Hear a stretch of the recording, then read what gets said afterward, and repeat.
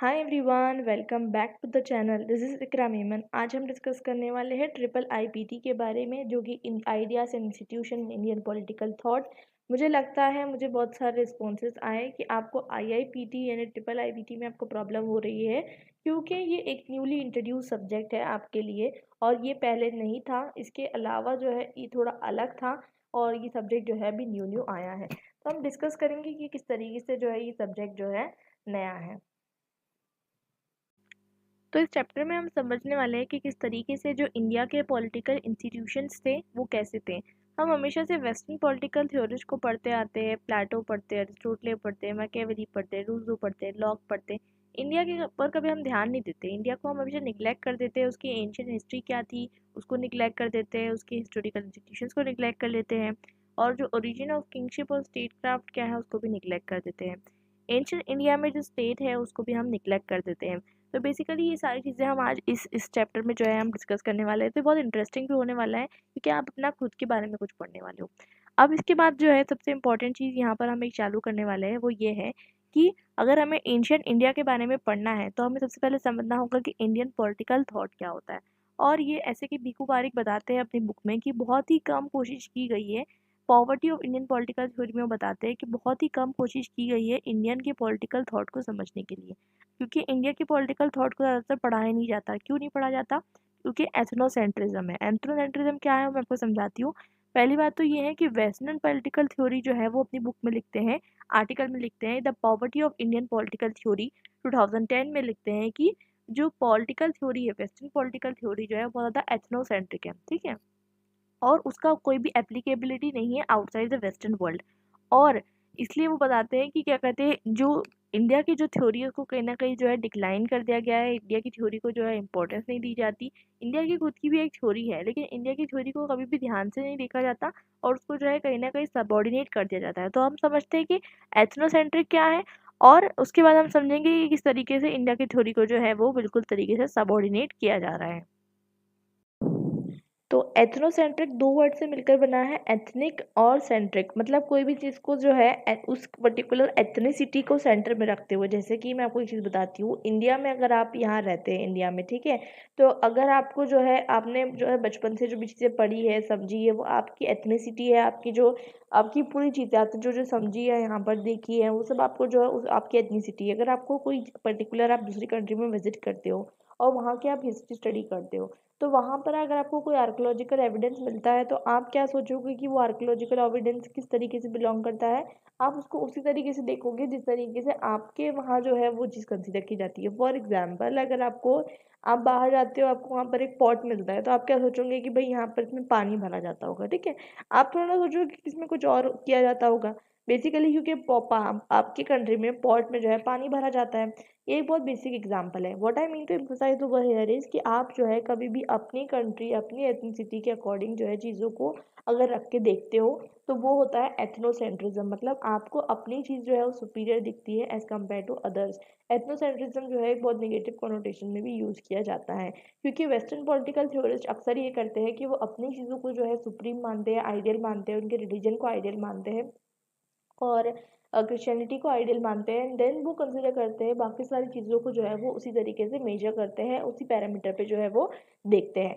तो बेसिकली जो है ये बात सजेस्ट करती है कि भीखू पारेख बताते हैं कि वेस्टर्न पॉलिटिकल थ्योरी जो होती है वो एथनोसेंट्रिक भी है और उसकी कोई भी तरीके की एप्लीकेबिलिटी नहीं है आउटसाइड द वेस्टर्न वर्ल्ड। मतलब बाहर जो है आप अगर वही चीज़ को इम्प्लीमेंट करोगे, आप जो है आपने देखा होगा कि जो आइडियाज़ है वेस्टर्न वर्ल्ड के, लिबर्टी, इक्वालिटी, डेमोक्रेसी, फ्रेटर्निटी, इसको इस तरीके से जो है अडॉप्ट कर लिया गया है जैसे कि जो है ये बिल्कुल जो है सही हो और इसमें कोई भी तरीके की गलती ना हो। तो बेसिकली वो बताना चाहते हैं कि इस तरीके की बात नहीं है, बल्कि ये जो आइडियाज़ है ये बहुत ज़्यादा जो है इसको चैलेंज किया जा सकता है। बेसिकली वो बताता है कि कोई भी तरीके की जो western no contemporary non western society has produced much original political theory. तो हम देखते हैं वो बताते हैं कि जो होते हैं जैसे कि for example western theory, western society को छोड़ते हुए जितनी भी सोसाइटीज़ है उसमें किसी ने भी पॉलिटिकल थ्योरी को जो है प्रोड्यूस नहीं किया है।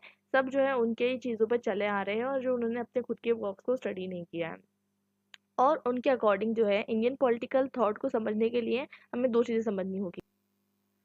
तो पहली चीज़ जो इम्पोर्टेंट है वो ये है कि इंडियन पॉलिटिकल थ्योरी जो है वो इंडियन राइटर और फिलोसोफर का काम है, चाहे वो इंडिया में रहे हो या नहीं रहे हो। आपको थोड़ा सा इंटरेस्टिंग लग रहा होगा, लेकिन क्या होता है कि हो सकता है कि इंडिया में कुछ लोग जो है नहीं रहे हो, शिफ्ट हो गए हो, माइग्रेट हो गए हो, लेकिन फिर भी जो है क्या कहते हैं, अगर वो इंडियन राइटर और इंडियन फिलोसोफर्स हैं तो उनको जो है कंसिडर किया जाएगा। सेकेंडली जो है ये कंसर्न नहीं है कि थ्योरिस्ट कौन था, ठीक है, थ्योरिस्ट कौन था, जैसे कि आप देखेंगे इंडियन एशियन पॉलिटिकल थॉट में आपको ज़्यादातर जो थ्योरिस्ट रहेंगे आपको हिंदुइज्म से रिलेटेड दिखेंगे, जैसे कि आपको मनो दिखेंगे, आपको कौटिल्य दिखेंगे। लेकिन बेसिकली यहाँ पर आपको ये नहीं देखना है कि थ्योरिस्ट कौन है, आपको फोकस इस पे करना है कि थ्योरी क्या है। और तीसरा सबसे इंपॉर्टेंट चीज़ ये है कि थ्योरी को हमेशा कल्चरली न्यूट्रल रहना चाहिए। मतलब ये नहीं हो सकता कि भाई वहाँ पर जो है बात की जाए कि हाँ भाई ये जो है क्या कहते हैं ब्राह्मण की तरफ ज़्यादा टिल्टेड है, या फिर जो है क्या कहते हैं कहीं ना कहीं आपको वहाँ पर अनटचेबिलिटी ऐसी चीज़ें नहीं दिखनी चाहिए, आपको बहुत ज़्यादा इक्वालिटी दिखनी चाहिए। आप एक चीज़ देख सकते हैं कि जो वेस्टर्न लिबरल थॉट्स है वो कहीं ना कहीं पूरे वर्ल्ड में क्यों चल गए, क्योंकि वो जो है क्या फोकस करते थे, वो फोकस करते थे इक्वालिटी, सेक्युलरिटी, और है ना बहुत सारी चीज़ों पे फोकस करते थे, डेमोक्रेसी वगैरह पे, जो कि कहीं ना कहीं हमें मिसिंग दिखता है in the ancient political thought. और साथ साथ ये भी बताते हैं पॉलिटिकल थ्योरी में बीकू बारे कि अगर हमें पॉलिटिकल लाइफ समझना है तो हमें तीन चीज़ें समझनी पड़ेगी, एक तो कॉन्सेप्चुअल, एक तो एक्सप्लेनेटरी और एक तो नॉर्मेटिव। तो हमें दो चीज़ें समझ में आती है, एक तो ये समझ में आती है कि जो वेस्टर्न पॉलिटिकल थ्योरी है और नॉन वेस्टर्न पॉलिटिकल थ्योरी, मतलब इंडिया समझ लीजिए आप नॉन वेस्टर्न पॉलिटिकल थ्योरी में आ गई और वेस्टर्न पॉलिटिकल थ्योरी में कोई भी एग्जांपल ले लीजिए, तो उसमें कॉन्सेप्चुअल डिफरेंसेस आ जाते हैं। कॉन्सेप्चुअल डिफरेंसेस आ जाते हैं मतलब ये होता है, आपको अभी आगे जाके समझोगे आपको समझ में आएगा कि यहाँ पर जैसे कि आज के टाइम में हम धर्म जो होता है, धर्म को हम रिलीजन ट्रांसलेट करते हैं, लेकिन पहले के टाइम पे जो धर्म होता था वो बहुत अलग अलग टर्म में जो है कॉनोटेट होता था। दूसरी चीज़ ये होती है कि आज के टाइम में हम न्याय को अलग तरीके से ट्रांसलेट करते हैं, नीति को अलग तरीके से ट्रांसलेट करते हैं, तो बेसिकली कंसेप्चुअल डिफरेंसेस भी आ जाएंगे। मतलब पहले के टाइम पे ऐसा नहीं हुआ करता था कि जुडिशरी अलग है, एग्जीक्यूटिव अलग है, लेजिस्लेचर अलग है। बेसिकली कंसेप्चुअल डिफरेंसेस बहुत सारे हमको देखने को मिलते हैं।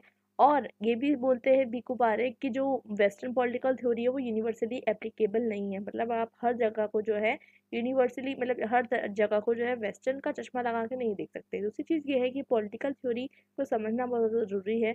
अक्सर हम क्या करते हैं कि पहले की पॉलिटिकल लाइफ को समझने चलते हैं और हम पॉलिटिकल थ्योरी पढ़ते ही नहीं है। तो हमें पॉलिटिकल थ्योरी पढ़नी पड़ेगी, इसलिए आपको ये पेपर इंट्रोड्यूस किया गया है कि आप जो मनु की राइटिंग्स है, आप जो कौटिल्य की राइटिंग्स है, आप जो अशोका की राइटिंग्स है, आप जो एडिक्ट्स है उसको पढ़ें और समझें।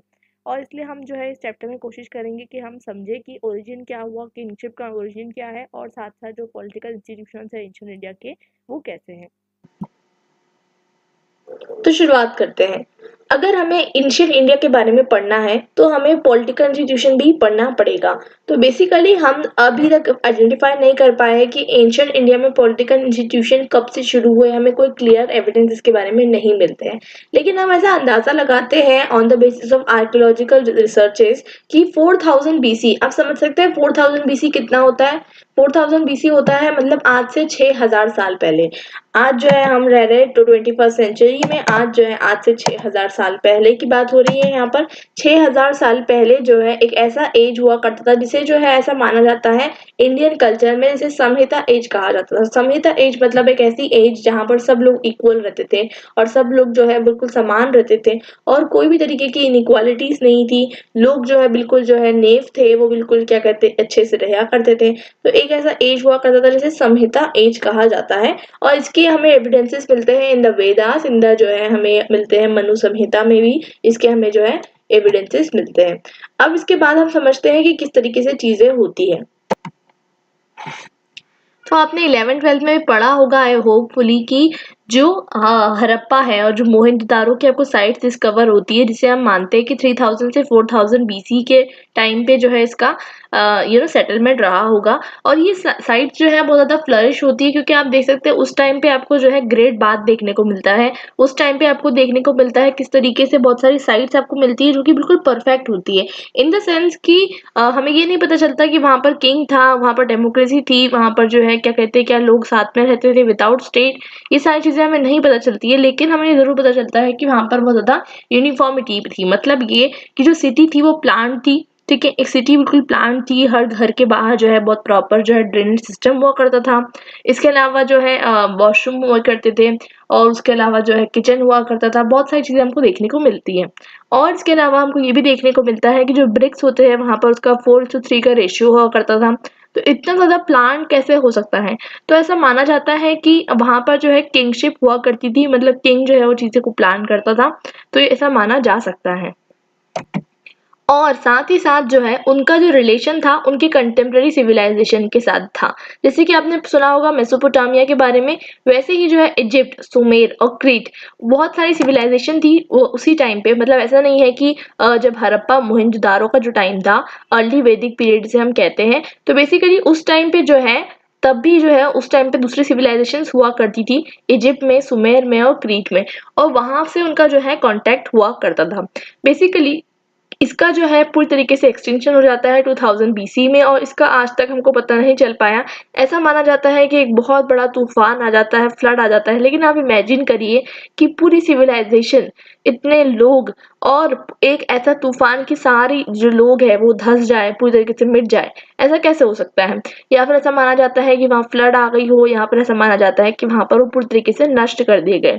तो बेसिकली ये एक रीजन है एक्सटिंक्शन का। एटलीस्ट हम सोच सकते हैं कि वहां पर कुछ तो लोग रहना चाहिए था, जैसे कि एक, दो लोग, तीन लोग, लेकिन हमें वो भी नहीं मिलते हैं। हमें पता चलता है कि पूरी तरीके से जो सिविलाइजेशन है वो डिस्ट्रक्ट हो जाती है, ना केवल लोग बल्कि पूरी तरीके से जो सिविलाइजेशन है वो भी जो है पूरी तरीके से खत्म हो जाती है।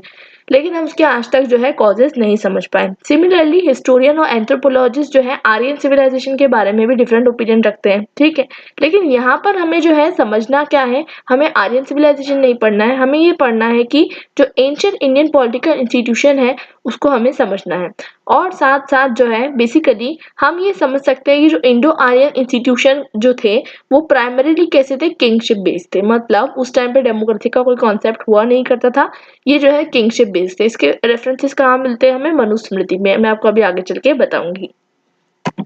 उस टाइम पे जो किंग्स हुआ करते थे वो एक या एक से ज्यादा राष्ट्र पर रूल किया करते थे। बेसिकली ये इम्पोर्टेंट है नोट करने के लिए कि जो वैदिक राष्ट्र जो है वो पॉलिटिकल टर्म्स में नहीं डिफाइन करते थे। जैसे कि आपको मैंने पहले बताया था कि आज के टाइम में जो वेलफेयर स्टेट होते हैं उस तरीके से जो है उस टाइम के स्टेट्स नहीं होते थे, बल्कि उस टाइम पे जो स्टेट्स हुआ करते थे वो धर्म की तरफ हुआ करते थे, धर्म से बाइंडेड थे। और राजा एक संस्कृत वर्ड है जिसका मतलब होता है, राज का मतलब होता है रूल करना, और राजा वो होता है जो कि रूल करता है, लोगों को जो है सेटिस्फाई करता है। तो बेसिकली यहाँ पर जो है राष्ट्र मतलब क्या कहना चाहते हैं, राष्ट्र जो है उस टाइम का स्टेट हुआ करता है, आज के जैसा स्टेट नहीं है।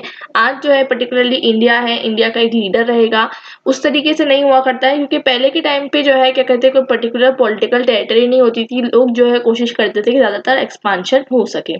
सेकेंडली इंपॉर्टेंट चीज ये होती है कि उनका एक धर्म, जो मैंने आपको बताया कि वो धर्म से जो है कनेक्टेड थे। अब हम समझते हैं कि जो राष्ट्र है, राष्ट्र को हम किसको कहते थे? राष्ट्र हम उसको कहते थे जिसमें बहुत सारी फैमिलीज है, क्लैंस है, ट्राइब्स है और विलेजेस है, वो पूरी तरीके से राष्ट्र होते हैं। और बेसिकली यहाँ पर हम देखते हैं कि वैदिक किंगशिप जो है, वैदिक किंगशिप को जो है उस टाइम पे जो है रिलेट किया गया था, ऐसा माना जाता था उस टाइम पे।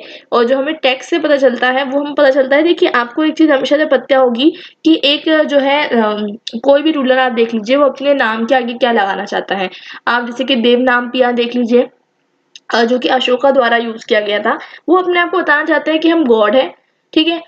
वो इसलिए बताना चाहते हैं ताकि हमारी जो है सुप्रीमेसी जो है लोगों के ऊपर बनी रहे। इसलिए उस टाइम पे जो है वरुण और इंद्र नाम से जो है क्या कहते हैं जो किंगशिप थे उनको जो है डेजिग्नेट किया जाता था। तो बेसिकली यहाँ पर जो है हम समझेंगे कि इस अगर हम समझते हैं कि इस तरीके से क्यों डेजिग्नेट किया जाता था, तो इससे हमें दो चीजें समझ में आएंगी। वो क्या, वो हम पढ़ते हैं। बेसिकली हमें दो चीजें समझ में आती है। एक तो हमें समझ में आती है कि ऋग्वेद और अथर्ववेद में हमको कुछ तरीके के मेंशंस मिलते हैं, चार्ट्स मिलते हैं, हिम्स मिलते हैं कि जो राजा हुआ करता था वो राजा जो है हेरिडेटरी नहीं हुआ करता था। राजा जो है हेरिडेटरी नहीं हुआ करता था, वो इलेक्टिव होता था। कैसे? आपको एक रेफरेंस दिया हुआ है यहाँ पर, gladly you come among us, remain firmly without faltering, all the people want you, you may not fall of the state. तो बेसिकली वो बताते हैं कि आप जो है हम में से आए हैं और हम सब आपको पसंद करते हैं और आप जो है क्या कहते हैं हट नहीं सकते। तो basically what does it signifies is, वो बताना चाहते हैं कि डेमोक्रेसी जो है उस टाइम पे हुआ करती थी, ये ऐसा बताना चाहते हैं। बेसिकली उतना ज्यादा लिबरल डेमोक्रेसी तो नहीं थी जिस टाइम जैसी आज है, लेकिन वो बताना चाहते हैं कि जो लोग ही है जो राजा को इलेक्ट करते थे इन द टाइम्स ऑफ वैदिक पीरियड। अब यहाँ पर बात करते हैं वैदिक लिटरेचर जो है किंगडम्स के बारे में बात करता है। मैंने अभी आपको बताया था कि वो बताते हैं कि इंद्र की तरह जो है क्या कहते हैं, इंद्र से कंपेयर करते हैं और बताते हैं कि आपको जो है उतना ज़्यादा स्ट्रांग होना पड़ेगा। अब हमें एक और चीज़ देखने को मिलती है कि किंग की फॉर्मनेस को, अब एक चीज़ तो आपको हमेशा पता चली होगी कि जो टेक्स्ट होते हैं उसमें हाइपरबोली का बहुत ज़्यादा इस्तेमाल किया जाता है, ठीक है। तो किंग को कैसे बताया जाता है कि आपको अर्थ जैसा जो है क्या कहते हैं स्ट्रांग रहना है, यूनिवर्स जैसा स्ट्रांग रहना है, पहाड़ जैसा स्ट्रांग रहना है। और किंग जो है क्या कहते हैं, किंग को इतना फर्म रहना है कि वो अपने स्टेट को जो है कॉन्कर करके रखे। तो बेसिकली हाइपरबोली का तो यूज किया ही गया है। उसके अलावा जो है ये भी बताया जाता है कि जो किंग है, किंग का ऑफ कोर्स सी बात है डिवाइन ओरिजिन बताया जा रहा है। मतलब किंग जो है वो आया है, कैसे आया है, डिवाइन ओरिजिन से आया है। मतलब ये कि किंग को जो है गॉड ने हमारे लिए भेजा है, ऐसा माना जाता था। और ये जो है ऐसा चला आता था, इसलिए जो है क्या कहते हैं किंग को चैलेंज नहीं किया गया बहुत रिसेंट टाइम्स तक के। और उसके बाद जो है ब्रिटिशर्स आ गए और ब्रिटिशर्स को फिर हमने भगा दिया। इसका मतलब ये होता है कि किंग को जो है हमेशा से किंग जो है हम अपनी सुप्रीमेसी दिखाने के लिए ये बताने की कोशिश करता है कि उसे गॉड ने चूज किया है और वो जो भी करेगा वो जो है वो सही होगा। जैसे कि लुई 16 बोलते हैं कि आई एम दी, क्या बोलते हैं वो, I am the state and what ever I से इज द लॉ। वो अपने आप को इतना मतलब महान बता दिया जाता है, किंग्स जो होते हैं, राजा जो होते हैं, वो अपने आप को इतना महान बता देते हैं कि हम जो है क्या कहते हैं बहुत महान है और हम जो कहेंगे वही लॉ होगा। तो एक चीज आपको मैं बता दूं जिससे पहले हम आगे बढ़े कि आज अगर जैसे कि आप अक्सर क्या करोगे, आप अपने दिमाग में जो है आज की चीजों को लेकर आप भी जो है एथ्रोसेंट्रिक हो जाओगे। बेसिकली आप जो यहाँ पर बिलोंग करते हो, आप राष्ट्र को समझोगे नेशन स्टेट, आप समझोगे राज्य को जो है स्टेट। तो बेसिकली ये सारे कंसेप्शंस आपको अपने दिमाग से निकालने होंगे। यहाँ पर ये चीज लिखी हुई है कि आपको जो है समझने के लिए, अगर आप आज का राष्ट्र को कंपेयर करते हो उस टाइम के राष्ट्र से, तो ये जो है क्या कहते हैं जस्टिफाइड नहीं होगा, ये फेयर नहीं होगा, क्योंकि उस टाइम का जो राष्ट्र है वो आज के मॉडर्न स्टेट से बहुत ज्यादा डिफरेंट है। तो बेसिकली वहां पर जो है क्या कहते हैं वैदिक राष्ट्र जो है वो बहुत ज्यादा नॉर्मेटिव है। बेसिकली वो ये बताते हैं कि इसकी पॉलिटिकल और लीगलिटी के बारे में जो है किस तरीके से चीजें आती है हमारे सामने। बेसिकली हमें टेक्स्ट मिलता है ऐतरेय ब्राह्मण के द्वारा। हमें जो है बहुत सारे टेक्स्ट मिलते हैं, उसमें हम जो है बहुत सारे टेक्स्ट डिस्कस करने वाले हैं। हमें एक टेक्स्ट मिलता है ऐतरेय ब्राह्मण के द्वारा। उसके अंदर वो बताता है कि क्षत्र रूल और the place of regime where is in Taittiriya Samhita it is identified as people. तो ये बताना चाहते हैं कि ऐतरेय ब्राह्मण द्वारा लिखा गया एक टेक्स्ट है, उसमें वो बताते हैं कि राष्ट्र क्या है। राष्ट्र को वो बताते हैं कि जहां पर क्षत्रिय का रूल हो रहा है वो जो है राष्ट्र है। आप सोच सकते हैं कितना डिफरेंट है। आज के टाइम में हम सोचते हैं नेशन स्टेट, लेकिन राष्ट्र उस टाइम पे क्या है बताना चाहते हैं ऐतरेय ब्राह्मण क्या बताना चाहते हैं, राष्ट्र जो है वो एक ऐसी जगह है जहाँ पर क्षत्रिय का रूल हो रहा है, ठीक है। और तैत्तिरीय संहिता क्या बताते हैं, तैत्तिरीय संहिता क्या बताते हैं कि राष्ट्र मतलब लोग होते हैं। तो आप सोचोगे कि लोगों के बारे में आप क्या बोलोगे, आज के टाइम में सिटीजन है, ठीक है, लेकिन उस टाइम पे राष्ट्र किसको रेफर किया जा रहा है, लोगों को। तो दो अलग अलग कॉन्टेक्स्ट में हमें उसी टाइम पे जो है ब्राह्मण की जो राइटिंग है वो हमें देखने को मिलती है। लेकिन आज के टाइम में जो है राष्ट्र का कॉन्सेप्ट बहुत अलग है, तो आप आज के राष्ट्र को उस राष्ट्र से जो है कंपेयर मत करना। सेकेंडली वो बताते हैं कौटिल्य द्वारा जो है, कौटिल्य ने जो है राष्ट्र में, किंग में, फोर्ट में और किंगडम में बहुत अच्छे से जो है डिफरेंशिएट किया। उन्होंने अपनी थ्योरी लिखी थी राजमंडल राष्ट्र की, और उन्होंने वहां पर जो है इन चारों के बीच में जो है डिफरेंस बताया। आप सोच सकते हैं राष्ट्र, किंग और फोर्ट और किंगडम, तो वो अलग अलग कॉन्सेप्ट देते हैं जिसमें उन्होंने अलग अलग चीजों को अलग अलग बताया है। वैसे ही शुक्र जो है, शुक्र बताते हैं राष्ट्र को। सप्तांग थ्योरी जो देते हैं वो उसके अंदर बताते हैं कि 7 एलिमेंट्स में जो है राष्ट्र जो है वो क्या है, राष्ट्र मतलब होता है लोग। तो राष्ट्र को क्या बताना चाहते हैं, वो लोग बताना चाहते हैं। तो हमें ये समझ में आता है कि एंशिएंट इंडिया में भी थ्योरेटिकल कोई थ्योरेटिकल कंसेप्शन नहीं था जिससे स्टेट को डिफाइन किया जा सके। अलग अलग लोग अलग अलग डेफिनेशन देते हैं आपको स्टेट की। अब इसके बाद हम आगे बढ़ते हैं। लेकिन क्या होता है, ब्रिटिशर्स जब आते हैं इंडिया में तो वो इंडियन स्टेट क्राफ्ट को कैसे बताते हैं, वो बताते हैं ओरिएंटल डिस्पोटिज्म। वो ऐसा क्यों बताते हैं, वो इसलिए बताते हैं ताकि वो जो है ब्रिटिशर्स जो है वो इंडिया पे रूल कर सके। और इंडिया में उन्होंने क्या क्या बनाया, उन्होंने ओरिएंटल डिस्पोटिज्म बना दिया। तो बेसिकली वो बताना चाहते थे कि जो इंडिया है वो कोई इतना ज्यादा जो है अच्छा रूल नहीं हो रहा था उसके ऊपर। और जो इंडिया है वो बेसिकली क्या है, इंडिया जो है वो जो है एक ऐसा विजन बताते हैं कि इंडिया के अंदर कोई भी तरीके का जो पास्ट था वो एक पूरी तरीके से ओरिएंटल डिस्पोटिज्म से भरा हुआ था। और एंशिएंट कंट्रीज के पास कोई ना लॉ थे ना प्रॉपर्टी थी, इसलिए उनके पास कोई राइट्स भी नहीं थे, वो ऐसा बताना चाहते हैं। बेसिकली ओरिएंटल डिस्पोटिज्म से ऐसा बनाना चाहते हैं कि जहाँ पर लोगों के पास कोई हक नहीं है, कोई विल नहीं है, कोई राजी नहीं है, क्योंकि वो ऐसा बताना चाहते हैं कि उस टाइम पे कोई प्रॉपर्टी एग्जिस्ट नहीं करती थी और कोई लॉ नहीं एग्जिस्ट करते थे। और जो क्या कहते हैं डिस्पॉट है, डिस्पॉट यानी हम किसको रेफर कर रहे हैं, जो हमारे ओरिएंटल डिस्पॉट है यानी जो किंग है, उसके अलावा जो भी मतलब जो भी लॉज वो बनाएंगे उसके अलावा कोई लॉज नहीं है। और ये भी बताते हैं हेगल ये बताते हैं कि एंशिएंट इंडिया में कोई स्टेट एग्जिस्ट करता ही नहीं था और Hindu political existence present us with the people but no state. मतलब बताते हैं कि जो हिंदू जितने भी लोग थे उनके बारे में हमें वो बताते हैं कि पॉलिटिकल एग्जिस्टेंस प्रेजेंट थी लेकिन जो है स्टेट नहीं हुआ करता था। और इसलिए जो है कॉलोनियल ने जो है कॉलोनियल जो वर्ल्ड है उसने इंडिया और एशियन कंट्रीज के बारे में इस तरीके की मिसअंडरस्टैंडिंग जो है रख ली। और साथ साथ ही मिसअंडरस्टैंडिंग रखने से उनको क्या फायदा हुआ कि वो बताना चाहते थे कि यूरोप जो है वो knowledge of politics and state के बारे में माहिर है। बट हमने अभी तक ऊपर जो डिस्कशन किया है इसमें हमें ये तो समझ में आ ही गया होगा कि इंडिया में जो है पहले भी जो है पॉलिटिक्स और स्टेट की समझ हुआ करती थी। मतलब ऐसा नहीं है कि सब लोग ऐसे रह रहे थे और क्या कहते हैं अचानक से ब्रिटिशर्स ने आके बोला कि तुम्हें तो कुछ पता ही नहीं है, मैं बताता हूँ। ऐसा नहीं था। मतलब लोगों को पहले से जो है पता था कि स्टेट कैसा हुआ करता है, पॉलिटिक्स कैसा हुआ करता है, इस तरीके की नॉलेज हुआ करती थी। अब हम जो है पॉलिटिकल सिस्टम के जो अशोका के अंदर जो पॉलिटिकल सिस्टम था जिसको बहुत ज्यादा आइडियल माना जाता है, तो उसको जो है क्या कहते हैं हम कंसिडर कर सकते हैं किस तरीके से एडमिनिस्ट्रेशन हुआ करता था, जो कि हमें चाणक्य या कौटिल्य हमें जो है क्या कहते हैं कहीं ना कहीं जो है उसके बारे में अभी तक के कंफर्मेशन नहीं मिलता है, लेकिन हमें ये पता चलता है कि चाणक्य या कौटिल्य में से एक जन जो है वो दोनों में से जो है वो लिखते हैं, जो कि उनके कोटियर रहते हैं, वो पूरी तरीके से इतना अच्छे से जो है पूरा एडमिनिस्ट्रेशन को डिफाइन करते हैं, इतने अच्छे से डिफाइन करते हैं कि आपको जो है वो पढ़कर बहुत इंटरेस्ट लगेगा कि भाई ये क्या है। और ये आपको इतना अच्छा एडमिनिस्ट्रेशन जो है वो आज के टाइम पे भी देखने को नहीं मिलता है। तो अगर आपको कोई भी पूछे कि बेस्ट जो है अगर आप डिफाइन कर सकते हो कि बेस्ट जो है, क्योंकि आप बेस्ट जान नहीं सकते क्योंकि आपको सब आपने पढ़े नहीं है, लेकिन फिर भी आपको अगर कोई पॉलिटिकल सिस्टम का एग्जाम्पल देने का बोले एंशिएंट इंडिया में, आप जो है अशोका का एग्जाम्पल दे सकते हो।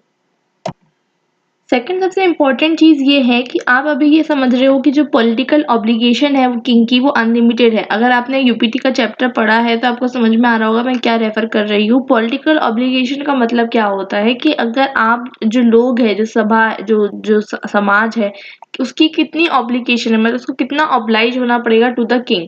तो ये बताना चाहते हैं कि जो पॉलिटिकल ऑब्लिगेशन है वो अनलिमिटेड नहीं हुआ करती थी।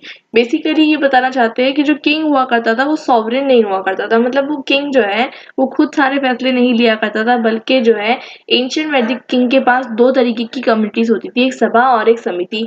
समिति क्या होती थी? समिति होती थी नेचुरल जनरल असेंबली होती है वो।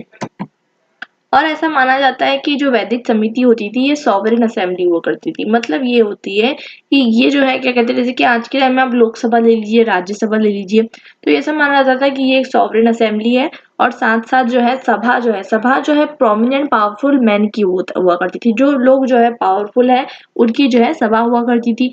तो लुडविग बताते हैं कि सभा जो है हो सकता है सिर्फ और सिर्फ ब्राह्मण और रिच लोगों के लिए हो, क्योंकि जो है ब्राह्मण जो है बहुत ज्यादा रिसोर्सेज जो है कंट्रोल करते थे सोसाइटी में, और जो रिच पीपल है वो भी। तो बेसिकली ब्राह्मण और रिच पीपल दोनों के लिए जो है हो सकता है सभा हुआ करती है, और जो समिति है वो कॉमन लोगों के लिए हुआ करती है। ऐसा किसका मानना है? लुडविग का मानना है। और हो सकता है कि सभा जो है वो एक मीटिंग प्लेस भी हो अकॉर्डिंग टू जिमर। तो देखिए हो सकता है कि जो इंडिया की जो पॉलिटिकल थ्योरी है उसको जो है बहुत सारे वेस्टर्न पॉलिटिकल थ्योरिस्ट जो है वो सोचते हैं, पढ़ते हैं, जानते हैं, समझते हैं और रिसर्च करते हैं। वो समझते हैं कि किस तरीके से इंडियन पॉलिटिकल थ्योरी हो सकती है। तो जिम्मर जो है बताते हैं कि इस तरीके की हो सकती है पॉलिटिकल थ्योरी की एक जो सभा है वो एक ऐसा एरिया हो जहाँ पर जो है लोग मिलते हो, बात करते हो। ठीक है। अब बेसिकली यहाँ पर जो है दो डिफरेंट इंस्टीट्यूशन है, तो उसके कंपोजिशन भी डिफरेंट है। अब आज के टाइम में मैंने आपको बताया लोकसभा, राज्यसभा, उस तरीके से। और अथर्ववेद जो है, अथर्ववेद के अंदर हमें पता चलता है कि सभा समिति जो है वो दो बेटियां है ऑफ द प्रजापति है। प्रजापति यहाँ पर कौन है? प्रजा मतलब क्या? प्रजा मतलब रूल, सॉरी, प्रजा मतलब जो होती है सब्जेक्ट, ठीक है, सोसाइटी। प्रजा वो हो गई उसके अलावा पति, पति जो है संस्कृत वर्ड है पति जो है वो रेफर किया जाता है, जैसे कि उसको हम बोलते हैं गॉड, उसका ट्रांसलेशन जो है लिटरल ट्रांसलेशन वो होगा गॉड। तो मैंने आपको बताया कि जो ओरिजिन थ्योरी थी ऑफ द किंगशिप वो कैसी होती है, डिवाइन ओरिजिन की, लोगों ने नहीं बल्कि जो है गॉड ने उसको चूज किया है for the purpose of rule. तो पति का मतलब होता है गॉड।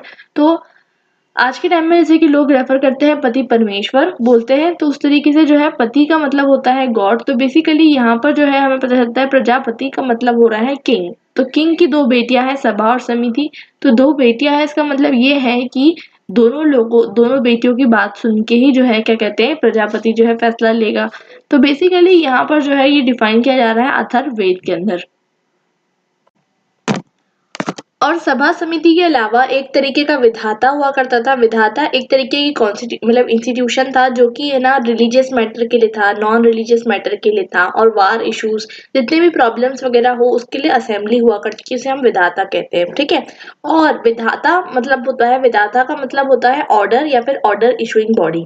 जैसे कि आप सोच सकते हैं आज के टाइम पे जो लेजिस्लेचर होता है, जुडिशरी होती है, एग्जीक्यूटिव होती है, तो वो और कभी कभी ऐसे भी होता है कि कुछ स्पेशल बॉडीज जो है वो कॉन्स्टिट्यूट की जाती है, कभी कभी रेगुलेटरी बॉडीज, कोई कोई जो है स्पेशल कमीशन बिठाया जाता है। तो विधाता जो है वो रेगुलर काइंड ऑफ असेंबलीज नहीं थी जैसे कि सभा या समिति, बट वो कुछ स्पेशल पर्पसेस के लिए बनाई जाती थी। तो आपको होप क्लियर हो चुका हो, विधाता, सभा और समिति तीनों टाइप की जो है असेंबलीज जो होती है ये तीनों के तीनों क्लियर हो चुकी है। अब हम समझते हैं कि किंगशिप का ओरिजिन कैसे हुआ। तो आपको पता है, मैंने अभी आपको बताया था कि 3000 बीसी से लेके 2000 बीसी तक के वो मानते हैं कि एक संहिता एज था जिसमें आपको हड़प्पा और मोहनजोदारो देखने को मिलता है। और ये संहिता एज के बाद जो है इसका डिस्ट्रक्शन हो जाता है। और ऐसा माना जाता है कि 1000 बीसी से 7th सेंचुरी बीसी तक के, मतलब 1000 से 700 साल, मतलब आप समझ रहे हो ना किस तरीके से मैं बता रही हूँ आपको जो टाइम फ्रेम है, आज से तकरीबन 3000 साल पहले। और 300 साल का एक पीरियड बताया जा रहा है यहाँ पर 1000 बीसी से 7th सेंचुरी बीसी तक के। तो ये एक ऐसा पीरियड है जिसमें 3 ब्राह्मण आते हैं, 3 नहीं मतलब ब्राह्मण का ही एज होता है, लेकिन यहाँ पर 3 ग्रेट ब्राह्मण आते हैं। ग्रेट ब्राह्मण से हमारा मतलब ये है कि इनके जो अकाउंट्स हमें मिलते हैं ये बताते हैं कि किस तरीके के पॉलिटिकल इंस्टीट्यूशंस हुआ करते थे। ठीक है। और वो 3 ब्राह्मण का क्या नाम है, एक है सतपह, ठीक है, एक का नाम है ऐतरिया और एक का नाम है तैतरिया। तो बेसिकली 3 हमें ब्राह्मण देखने को मिलते हैं, इनके नाम आप याद रख सकते हो क्योंकि हम इन तीनों के बारे में जो है पढ़ेंगे। ठीक है। और जो एंशिएंट टेक्स्ट जिसे हम बोलते हैं रामायण और महाभारत, तो वो भी जो है समझ सकते हैं हम। मतलब अगर देखिए, अगर आप ब्रॉडली जो है डिस्टिंग्विश करते हैं इंडियन पॉलिटिकल थॉट को, तो आपको 2 स्ट्रीम्स देखने को मिलेगी। एक तो आपको मिलेगी, जैसे कि मैं आपको बता चुकी हूँ कि 2 स्ट्रीम्स देखने को मिलेगी, क्योंकि इंडिया में जो 6th सेंचुरी बीसी ऑनवर्ड्स जो है आपको देखने को मिलता है कि बुद्धिस्ट का टाइम पीरियड चालू हो जाता है। तो जो 6th सेंचुरी बीसी के टाइम पे जो बुद्धिस्ट का टाइम पीरियड शुरू हो जाता है, उससे पहले की जो टाइम पीरियड है वो मोस्टली जो है ब्राह्मण्स और ऋग्वेद, सामवेद, यजुर्वेद और मनुस्मृति उस टाइम पे जो है कंपोज हो रही है। और उसके बाद जो है मोस्टली जो टेक्स्ट आपको देखने को मिलेंगे वो बुद्धिस्ट टेक्स्ट देखने को मिलेंगे। तो इसमें क्या इंपॉर्टेंस है कि एक तो ये चीज़ देखने को मिलती है हमें कि जो हिंदू पॉलिटिकल थॉट होते हैं वो basically divine origin of kingship पे बिलीव करते हैं। मतलब अभी आप आगे समझोगे तो आपको समझ में आएगा। और जो मतलब वो मानते हैं कि जो गॉड है, इट इज गॉड ने जो है चूज किया है दी किंग। किंग को किसने चूज किया है, गॉड ने चूज किया है। तो it is called the divine origin of king. और यहाँ पर जो आपको देखने को मिलता है वो ये मिलता है कि जो बुद्धिस्ट टेक्स्ट है आपको उसमें क्या देखने को मिलेगा, उसमें सोशल कॉन्ट्रैक्ट की बात की जा रही है। जो सोशल कॉन्ट्रैक्ट्स मैकियावेली बात करते हैं, जो सोशल कॉन्ट्रैक्ट की बात हॉब्स करते हैं, लॉक करते हैं, रूजो करते हैं, वो आपको देखने को मिलता है बुद्धिस्ट टेक्स्ट में। तो भी हम समझेंगे किस तरीके से दोनों के बीच में क्या डिफरेंसेस है, और हम दोनों को स्टडी करेंगे डिटेल में। ठीक है। तो अभी के लिए हम क्या पढ़ना चाहते हैं, अभी के लिए हम पढ़ना चाहते हैं कि जो रामायण और महाभारत है उसे हम कंसिडर करेंगे, मनुस्मृति को कंसिडर करेंगे for the purpose of construction of socio political institution. ठीक है। और इस टाइम पे मैंने अभी आपको समझाया कि जो रिपब्लिकन फॉर्म ऑफ गवर्नमेंट थी ये 4th 5th सेंचुरी बीसी से चालू हो चुकी थी। ठीक है। और और पहले तो क्या होता है कि जो मोनार्कियल पावर थी, मोनार्कियल पावर को डिवाइन बता दिया जा रहा था और उसके ऊपर बिलीव करा जा रहा था और सभा समिति हुआ करती थी। लेकिन उसके बाद एक ऐसा टाइम पीरियड आया जब सभा समिति डिक्लाइन हो गई और जो है रिपब्लिकन फॉर्म ऑफ गवर्नमेंट जो है वो चालू हो गई। रिपब्लिकन फॉर्म ऑफ गवर्नमेंट से आप क्या समझते हो? रिपब्लिकन फॉर्म ऑफ गवर्नमेंट वो गवर्नमेंट होती है जिसमें जो हेड ऑफ द स्टेट है वो इलेक्टेड होता है बाय द पीपल। और इस टाइम पे हमें देखने को मिलता है कि जो पॉलिटिकल सेंटर है वो पंजाब रीजन और गंगेटिक प्लेन्स में शिफ्ट हो जाता है। और आर्यन सिविलाइजेशन के बारे में आपने सुना ही होगा। आर्यन सिविलाइजेशन का हमें मेंशन मिलता है ऋग्वेद में, जो कि माना जाता है कि 1500 बीसी के टाइम पे कंस्ट्रक्ट की गई थी। और सभा समिति के बदले क्योंकि मैंने अभी आपको बताया कि क्या होता है कि जो सभा और समिति के बदले किसको अपॉइंट किया जा रहा था, काउंसिल ऑफ मिनिस्टर्स को अपॉइंट किया जा रहा था। और एडमिनिस्ट्रेशन जो है वो बहुत ज़्यादा सेंट्रलाइज हो रहा था। आप जो है चाणक्य का टाइम देख लो, चाणक्य कौटिल्य, आप जो है मौर्यन डायनेस्टी देख लो। आपको एक चीज़ समझ में आएगी कि जो सेंट्रलाइजेशन है वो सिस्टम जो है बढ़ रहा था एडमिनिस्ट्रेशन का। एंड बेसिकली एक और चीज़ हो रही थी कि सभा समिति के बदले जो है काउंसिल ऑफ मिनिस्टर्स आ रहे थे, जो कि आपको देखने को मिलेगा कि बहुत टाइम बाद तक जिसे हम अमात्य कहते हैं।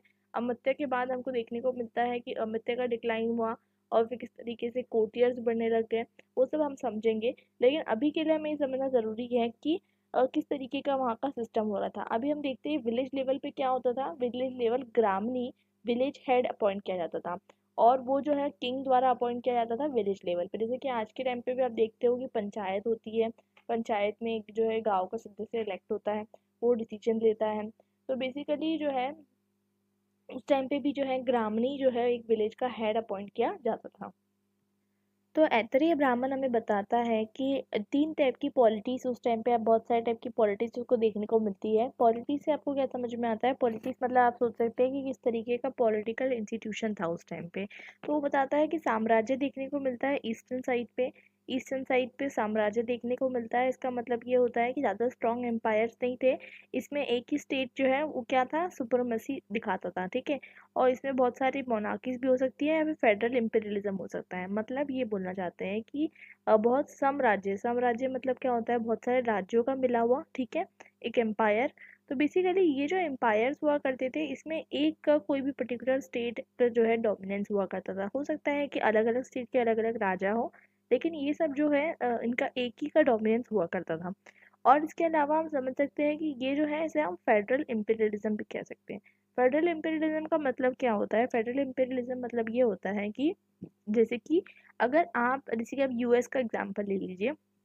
अल्दो वो फेडरल इम्पीरियल नहीं है, लेकिन वो एक फेडरल स्ट्रक्चर के नाम पे कंसिडर किया जाता है। हर स्टेट का अपना अपना रूलर होना चाहिए और हर स्टेट जो है अपने रूलर होने के बाद बावजूद जो है एक दूसरे से कनेक्टेड हो, ठीक है, उसे हम कहते हैं फेडरल इम्पीरियलिज्म। ठीक है। सेकेंड चीज़ आती है कुरुस और Panchalas in the middle country. तो ईस्टर्न साइड पे वो बताता है कि साम्राज्य है, मिडल कंट्री में बताता है कुरु और पांचाला है। और ये बेसिकली जो है किंगशिप बेस्ड एडमिनिस्ट्रेशन करते हैं। मतलब यहाँ पर जो है आपको देखने को मिलेगा कि एक किंग आपको मिलेगा। और उसके बाद उत्तरा कुरु और Uttara Madras in the north beyond the Himalayas, वैराजा विच मीन्स सॉवरेनिटी और किंगलेसनेस। तो वो बताता है कि जो उत्तर और उत्तर कुरु और उत्तर मद्रास में जो है वैराज्य है। वैराज्य आप जब भी आपको रेफर किया जाए मतलब समझ जाइएगा एनार्की, एनार्किज्म मतलब क्या होता है, विदाउट रूल। मतलब वहाँ पर कोई भी राजा नहीं है, वहाँ पर कोई सॉवरेनिटी नहीं है, ठीक है। और दूसरी चीज़ फोर्थ नंबर पर बताता है निच्छास इन द वेस्ट। तो निच्छास इन द वेस्ट जो है उनकी स्वराज्य काइंड ऑफ पॉलिटी थी। अब स्वराज काइंड ऑफ पॉलिटी क्या होती है वो भी हम समझेंगे।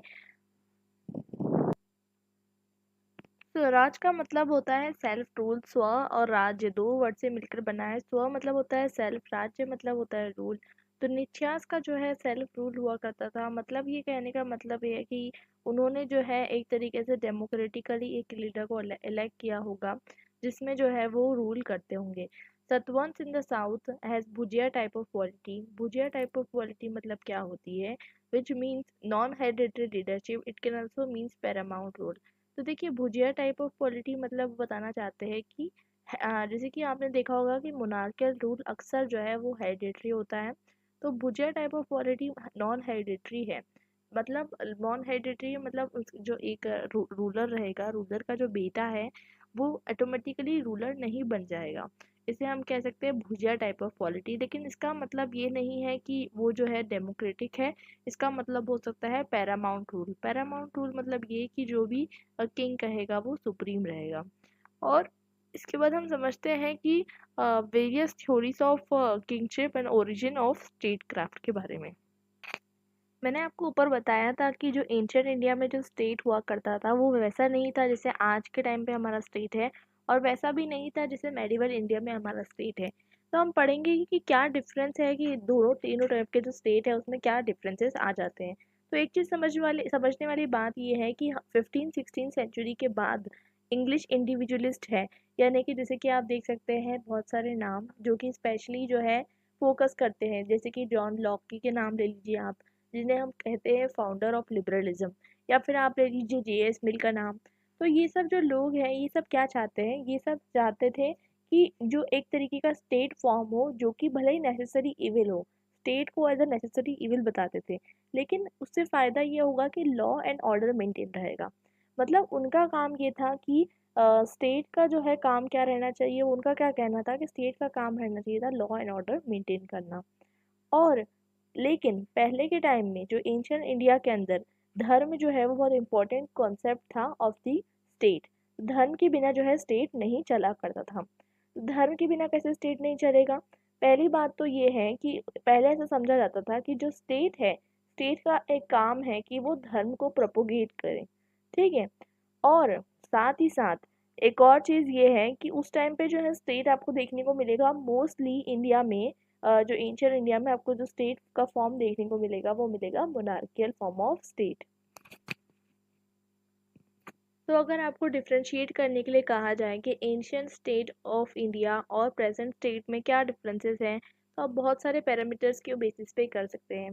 पहले तो आप ये भी बता सकते हैं कि जो मॉडर्न लिबरल थिंकर्स जो इमर्ज हुए पर्टिकुलरली 16-17 सेंचुरी में, वो स्टेट को नेसेसरी इविल मानते थे।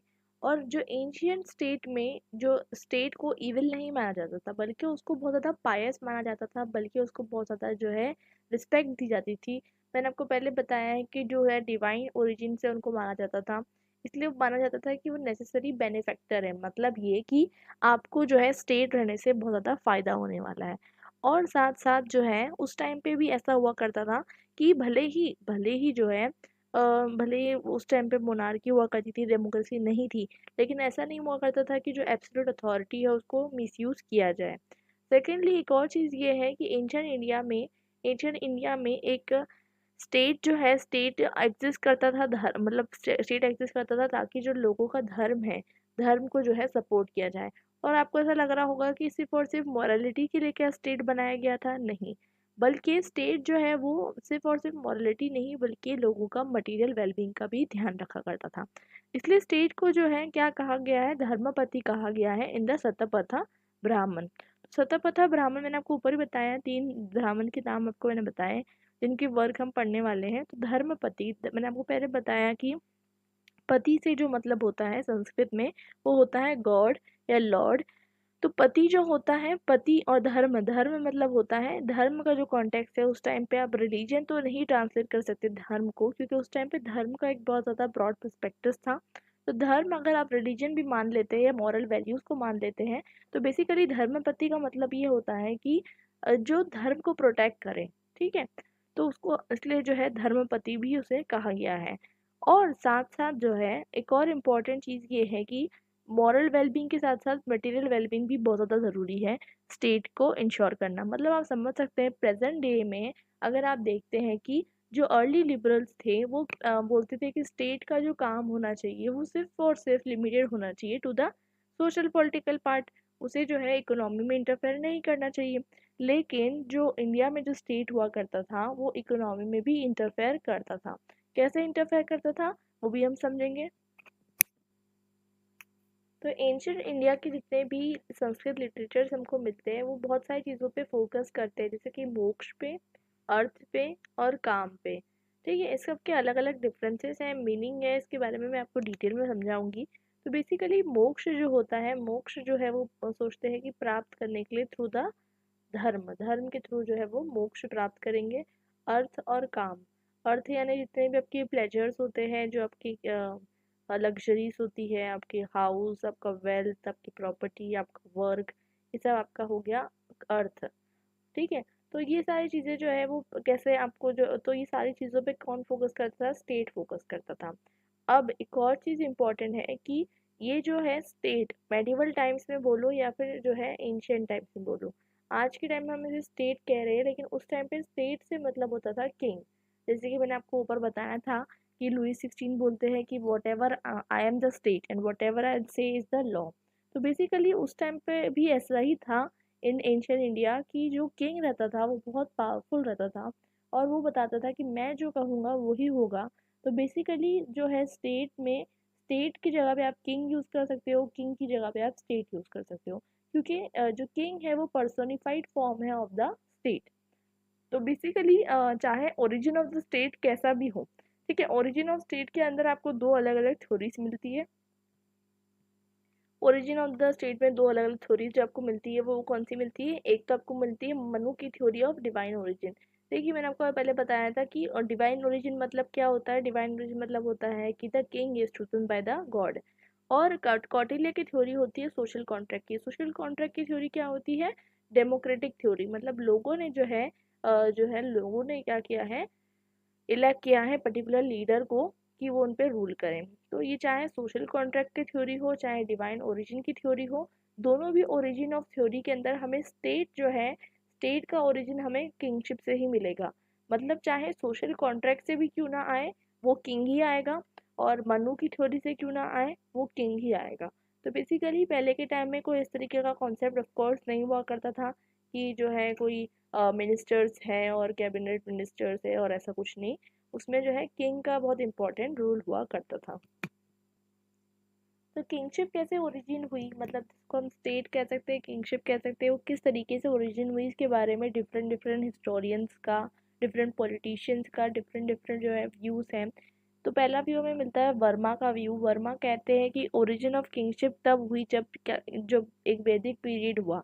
वैदिक पीरियड मतलब जब ऐसा पीरियड जब सारी फैमिली, ट्राइब, क्लैन, ये सब जो है एक साथ एक राष्ट्र में आए।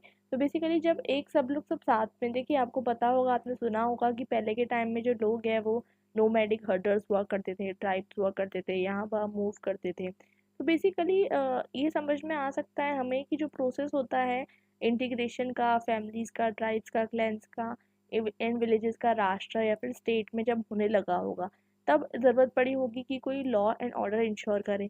ठीक है। उसी के साथ नरेंद्र नाथ लॉ जो है, यहाँ पर जो लॉ लिखा है आप उसको जो है वो मत समझने बैठ जाना, कानून मत समझने लग जाना। जो लॉ है, लॉ मतलब यहाँ पर नरेंद्र नाथ लॉ एक राइटर है, वो बताते हैं अपनी book aspects of ancient Indian polity में कि किंगशिप क्या हुआ।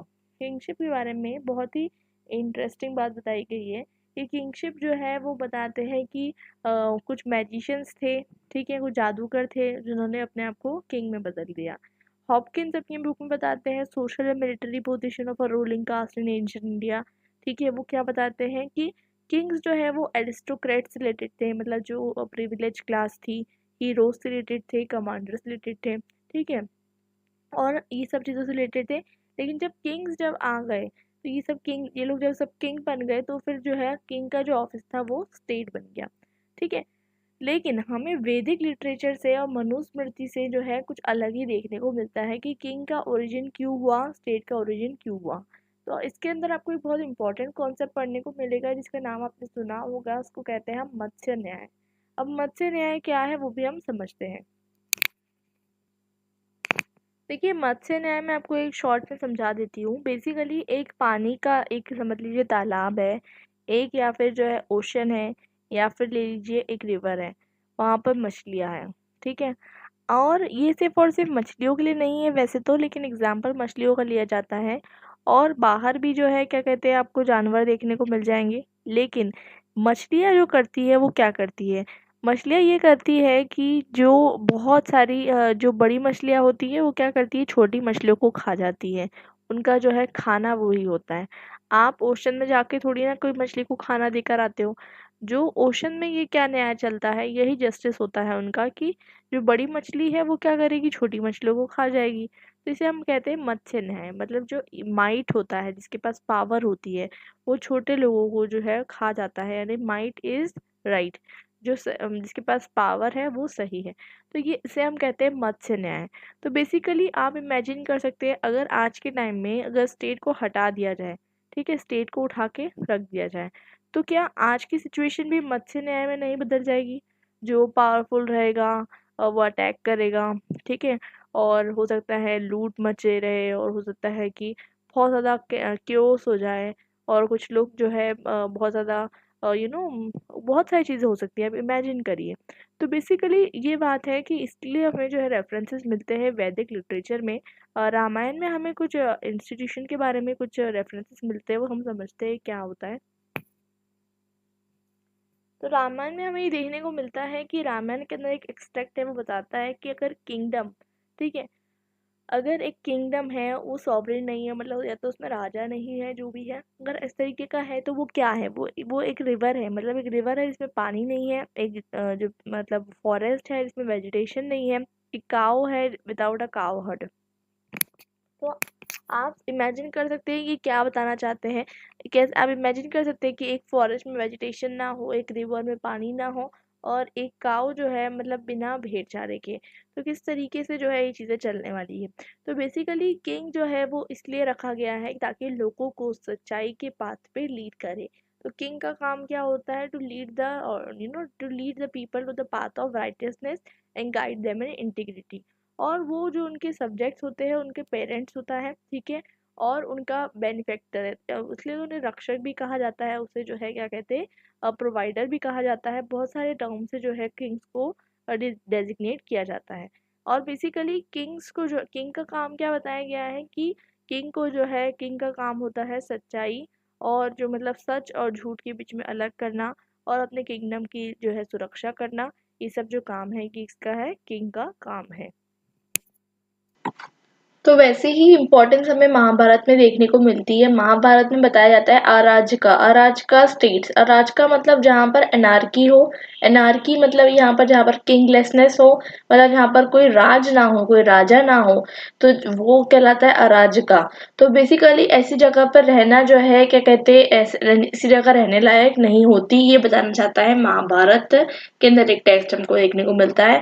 और अगर स्टेट खत्म हो गया तो स्टेट जो है खत्म हो जाता है, तो उसके 4 ऑब्जेक्ट जो है हमारी लाइफ में फुलफिल हो जाना चाहिए। धर्म, अर्थ, काम और मोक्ष, मटेरियल भी और मॉरल भी। ठीक है, तो बेसिकली पुरानिक स्टेट जो है धर्म को अपने बेसिस बनाता है। धर्म का यहाँ पर मतलब होता है सच, और धर्म को प्रोटेक्ट करना, प्रमोट करना, ये काम होता है किसका? स्टेट का। और साथ साथ जो है पुरानिक स्टेट जो है वो 3 तरीके को और बनाता है, वर्ता, धर्म और दंड। वर्त, धर्म और दंड जो है 3 तरीके की चीजें होती है। और ये क्या होता है? इसको कहते हैं हम एग्रीकल्चर, कैटल रियरिंग और ट्रेड। ठीक है,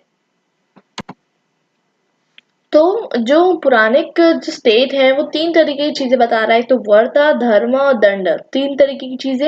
ये क्या होना चाहिए? स्टेट का बेसिस होना चाहिए। वर्ता से बताना चाहता है वर्ता से बताना चाहता है कि जो एग्रीकल्चर है, कैटल रियरिंग है और ट्रेड है, मतलब आप समझ सकते हैं ये सब चीजें इकोनॉमिक एक्टिविटीज। धर्म जो है वो क्या है? ट्रुथ है। ट्रुथ यानी जिसको ट्रुथ जिससे पूरा वर्ल्ड जो है बंधा हुआ है। और दंड जो है, दंड के अंदर पनिशमेंट नहीं होती है, मैं आपको समझा दूं। आप सोच रहे होंगे जैसे दंड आया वैसे मतलब आप सोच रहे होंगे पनिशमेंट, ये पनिशमेंट नहीं होती। दंड जो है पहले के टाइम पे गवर्नमेंट भी उसमें आ जाता है, सॉवरेनिटी भी उसमें आ जाता है, ओबीडियंस भी उसमें आ जाता है। और एक ऐसा मनुस्मृति के अंदर तो ये लिखा जाता है कि एक परफेक्ट सोशल और इकोनॉमिक ऑर्गेनाइजेशन है दंड। तो बेसिकली दंड जो है उसका कोई एक तरीके का मापदंड नहीं है, आप ऐसा कह सकते हो। There is no particular parameter of danda of that particular time. तो वो दंड जो है वो सोशल भी है, पॉलिटिकल भी है, इकोनॉमिक भी है, और साथ साथ जो है उसके अंदर गवर्नमेंट भी आ जा रही है, सॉवरेनिटी भी आ जा रही है, सब कुछ आ जा रहा है। तो देखिए मैंने आपको अभी समझाया था ऊपर की divine origin of theory of state भी हमको देखने को मिलती है। इसके अलावा जो मनुस्मृति है, मनुस्मृति में हमें देखने को मिलता है सप्तांग थ्योरी। देखिए सप्तांग थ्योरी को हम कहते हैं ऑर्गेनिक थ्योरी ऑफ स्टेट। 3 तरीके की थ्योरी ऑफ स्टेट जो है आप ब्रॉडली क्लासिफाई कर सकते हैं। एक तो होती है हमारी सोशल कॉन्ट्रैक्ट थ्योरी, एक होती है हमारी ऑर्गेनिक थ्योरी, जहाँ पर जो है समझा जाता है कि स्टेट एक ऑर्गेनिज्म है, और स्टेट एक ऑर्गेनिज्म समझा जाता है, और उसके जितने भी पार्ट्स है उसको जो है डिफरेंट बॉडी पार्ट्स से डिनोट किया जाता है। ये हो जाती है organic theory of the state. एक हो जाती है social contract theory of the state, और एक हो जाती है हमारी डिवाइन ओरिजिन ऑफ स्टेट। तो बेसिकली हमें डिवाइन ओरिजिन ऑफ स्टेट के बारे में भी हम डिटेल में और पढ़ेंगे, लेकिन उससे पहले अभी हम समझते हैं organic theory of the state. तो बेसिकली मनुस्मृति में जो है बताया जाता है सप्तांग थ्योरी। सप्तांग थ्योरी जो बताई जाती है मतलब लिम्स जो है, लिम्स क्या है, बहुत बहुत अलग-अलग चीज़ बताई जाती है उसमें। लिम्स रहती है, हाथ रहते हैं, मुँह रहता है, हेड रहता है, ऐसी बहुत सारी चीज़ें। और उसी के अकॉर्डिंग जो है लॉर्ड मतलब जो बेसिकली मिनिस्टर, कैपिटल, राष्ट्र, कोष, इसको ट्रेजर को कोष कहा जाता है, आर्मी, एलआई, मित्र, ऐसे बहुत सारी चीज़ें रहती है। तो मेंशटिंग स्वराष्ट्र, तो कुछ जो है अच्छे दोस्त वाले जो आपके नेशन हो गए तो वो क्या हो गए, आपके मित्र हो गए, आपके कुछ दुश्मन भी होंगे, है ना? तो बेसिकली ये सारी चीज़ें हो जाती है। तो स्टेट के अंदर मनुस्मृति क्या मतलब मनुस्मृति के अंदर क्या बताया जाता है कि स्टेट का काम क्या है? स्टेट का काम ये होता है कि जितने भी वर्णास है वो ये करे, वर्णास अपनी ड्यूटीज फॉलो कर रहे हैं या नहीं। और ड्यूटीज फॉलो करने का मतलब क्या है कि शूद्र का काम क्या है, शूद्र का काम बहुत ज्यादा मीनियल है, उसे बहुत खराब काम करवाया जा रहा है। बाकी सारी जितने भी कास्ट है उन सबको सर्व करवाया जा रहा है। और उनको जो है क्या कहते हैं जितना भी सारा काम है वो सब कौन करेगा, शूद्र करेगा। तो मनुस्मृति में यही लिखा है कि जो स्टेट का काम है वो क्या है कि सब लोग अपना अपना काम कर रहे हैं या नहीं ये देखना। और मतलब यहाँ पर एक यहाँ पर आप क्रिटिकल अगर आपको अप्रोच करने के लिए कहा जाए तो आप इसमें बता सकते हैं कि मनुस्मृति में जो है कितना ज्यादा जो है इनइक्वालिटी की बात की जा रही है। आज की सोसाइटी में कहीं नहीं आपको ऐसा मिलेगा कॉन्स्टिट्यूशन में या कोई भी कंट्री में कि आपको जो है ये पर्टिकुलर पर्सन जो है यही काम करेगा। लेकिन मनुस्मृति में आपको देखने को मिलता है कि ये पर्टिकुलर पर्सन जो है यही काम करेगा। तो वहाँ पर आप देख सकते हैं कि इन एग्लिटेरियन स्टेट आपको देखने को मिलेगा। इसके अलावा जो है मेंटेनेंस ऑफ पीस मतलब शांति बनाए रखना, उसके बाद जो है कोई भी तरीके का एक्सटर्नल अटैक ना हो उससे ध्यान रखना, और लॉस बनाना ताकि प्राइसेस कंट्रोल में रहे, डिस्प्यूट सेटल करना, एजुकेशन देना, टैक्स लगाना, क्रिमिनल को सजा देना, ये सारे काम भी जो है मनुस्मृति बताते हैं कि किसके काम है, स्टेट के काम है। तो बेसिकली बहुत सारे काम स्टेट का बताता है। और स्टेट का बेसिकली काम ये है कि जो लोगों का जो है लोगों की मतलब संपत्ति यानी लोगों का जो वेल्थ है उसकी प्रोटेक्शन करना, और उसकी जो है मॉरल ड्यूटीज की प्रोटेक्शन करना। उसी तरीके से ऑर्गेनिक थ्योरी में एक और नाम हमको देखने को मिलता है वो की है शुक्र नीति। तो शुक्र नीति भी जो है स्टेट को 7 तरीके से बांटता है कि स्टेट का जो है मतलब जो स्टेट मतलब पूरी तरीके से एक साम्राज्य है, किंगडम है, और उसमें 7 पार्ट है। उसमें सॉवरेन जो है वो हेड है, सॉवरेन मतलब जिसे आप किंग कह सकते हैं। तो वो किंग जो है वो हेड है, मिनिस्टर जो है आंखें है, फ्रेंड जो है वो ईयर है। ईयर यहाँ पर गलत लिखा हुआ है, ईयर को आप सही तरीके से समझ लेना, ईयर यानी कान। ट्रेजर जो है वो माउथ है, जो कोश है, कोश जिसे उन्हें कहते हैं, जितना भी आपके पास धन दौलत है वो आपका जो है माउथ है। आर्मी जो है वो माइंड है, और फोर्ट जो है, फोर्ट यानी किला यानी दुर्ग, तो दुर्ग जो है वो क्या है, हाथ है, आर्म्स है, और स्टेट क्या है वो लेग्स है। तो बेसिकली ये 7 अलग अलग टाइप से जो है सुप्रणीति में भी बांटा गया है organic theory of the state. और ये भी बताता है, शुक्र बताता है कि क्या क्या काम होते हैं स्टेट के। बेसिकली पर्सन की जो है प्रॉपर्टी और प्रॉपर्टी का प्रोटेक्शन करना, पर्सन की प्रोटेक्शन करना, और जस्टिस दिलवाना, रिलीजन को फैलाना, चैरिटी करना, और रेवेन्यू कलेक्ट करना, ये सारा काम होता है। और अब हम पढ़ेंगे कौटिल्य का क्या व्यू थे अर्थशास्त्र में। और साथ साथ कौटिल्य भी यही बताता है, सप्तांग थ्योरी जो चली आ रही थी उसको ही जो है क्या कहते हैं बढ़ावा दिया जाता है। उसमें बताया जाता है कि स्टेट कैसा होना चाहिए। स्टेट में जो स्वामी है, स्वामी यहाँ पर किसको रेफर किया जा रहा है, किंग को। तो किंग और टाइगर्स दोनों को जो है सेम पाथ में रखा जा रहा है, मतलब टाइगर्स की तरह होना चाहिए किंग्स, किंग टाइगर की तरह मतलब ब्रेवरी होना चाहिए, उसमें डिसीजन क्विकनेस से दिया है, स्ट्रेंथ ऑफ माइंड, और अच्छा इंटेलेक्चुअल माइंड होना चाहिए। तो टाइगर्स को जो है एज अ स्वामी यानी किंग रेफर किया जा रहा है। और जो है अमात्य, अमात्य यानी मिनिस्टर्स को कहा जाता है जो कि सारा एडमिनिस्ट्रेशन संभालेंगे। जनपद, जनपद यानी जो पॉपुलेशन होती है, पॉपुलेशन तो जरूरी है, आपके अगर पॉपुलेशन ही नहीं रहेगी तो फिर कैसे चलेगा, ठीक है। तो बेसिकली जो पॉपुलेशन जो लोग रह रहे हैं जिस जगह पे उसे जनपद कहा जा रहा है। दुर्ग यानी जो है फोर्ट्रेस को कहा जा रहा है, जिसे हम किला भी कहते हैं। किला इसलिए है ताकि उस टाइम पे प्रोटेक्शन करने के लिए, और मिलिट्री मतलब कम्युनिकेशन वगैरह करने के लिए। कोष जैसे मैंने आपको बताया, ट्रेजरी जिसमें जो है आपके पास धन दौलत रहेगी, हीरे और सोना चांदी सब कुछ रहेगा। और दंड, दंड हमको जो है क्या रहेगा, दंड यानी सोल्जर्स जो है वो इतने स्किल्ड होना चाहिए ताकि जो है दंड दिया जा सके, फोर्स का यूज किया जा सके। मित्र जो है वो रिफर किया जाता है फ्रेंडली स्टेट्स को। आज भी आप देखेंगे कि इंटरनेशनल पॉलिटिक्स में कुछ स्टेट्स जो है आपके फ्रेंडली होंगे, कुछ स्टेट्स से आपकी दुश्मनी होगी। तो ये चलता आ रहा है कि कुछ जो स्टेट्स होते हैं वो मित्र होते हैं, उनसे दोस्ती बनाए रखना है। तो बेसिकली इस तरीके से ये भी सप्तांग थ्योरी जो है देते हैं और बताते हैं कि हर एक चीज जो है वो इम्पोर्टेंट है। जैसे कि आपकी बॉडी में हर एक चीज इम्पोर्टेंट हो जाती है। अगर आपकी बॉडी में एक भी चीज प्रॉपरली काम नहीं करती है तो पूरी तरीके से बॉडी जो है इफेक्ट होती है। उसी तरीके से जो है ये भी बताते हैं कि 7 जो चीजें हैं ये कितनी इम्पोर्टेंट होती है। तो अभी तक के हमने समझा था कि महाभारत में, रामायण में, मनुस्मृति में क्या-क्या ओरिजिन ऑफ स्टेट की थ्योरी दी गई है। Origin of state is synonymous as the origin of king. तो बेसिकली क्या थ्योरीज दी गई वो हमने समझा। लेकिन कौटिल्य जो है वो क्या बताता है कि ओरिजिन ऑफ स्टेट क्या है। तो बेसिकली जो कौटिल्य का जो ओरिजिन ऑफ स्टेट है, जिसका जो रीजन है वो बहुत डिफरेंट है as compare to that of Manu, as compare to that of Ramayana and Mahabharata. क्योंकि वो सारे जो टेक्स्ट थे वो रेफर कर रहे थे कि जो ओरिजिन ऑफ स्टेट है ये डिवाइन ओरिजिन है, और जो कौटिल्य ये थोड़ी सी रियलिस्टिक थ्योरी देते हैं, इसलिए हम इसे सोशल कॉन्ट्रैक्ट थ्योरी भी एज्यूम कर सकते हैं। बेसिकली यहाँ पर जो है कुछ हिस्टोरियंस का आपको जो है कॉन्फ्लिक्ट देखने को मिलेगा, क्योंकि कुछ हिस्टोरियंस मानते हैं कि जो कौटिल्य की जो थ्योरी है it is a social contract theory of origin of state, and कुछ मानते हैं that it is what it is the divine origin of theory of state. तो basically different theories of origin of state हुआ करती है। तो कौटिल्य जो है वो बताते हैं कि मैंने आपको ऊपर समझाया था मत्स्य न्याय क्या होता है, कि एक जो ताकतवर फिश है वो छोटी सी फिश को खा जाएगी।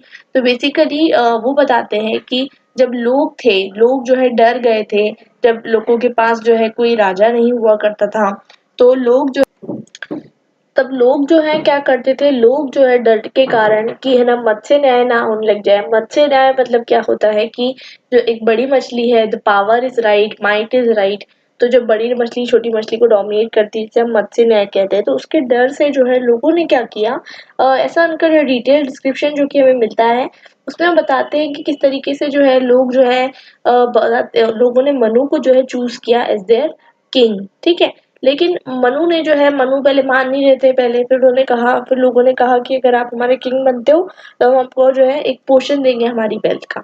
तो फिर मनु मान गए, और मनु को जो है क्या डिसाइड किया गया कि मनु को जो है जितना भी 1/6 ऑफ द ग्रेन, उस टाइम पे तो कोई ऐसा पैसा वैसा हुआ नहीं करता था, तो जो ग्रेन है, ग्रेन का एक से मतलब 1/6 ऑफ द ग्रेन, जितना ग्रेन प्रोड्यूस होगा उसका 1/6 पार्ट, और 1/10 ऑफ द मर्चेंडाइज, और गोल्ड का भी जो है 1/10 वाला जो पार्ट उनको दिया जाएगा।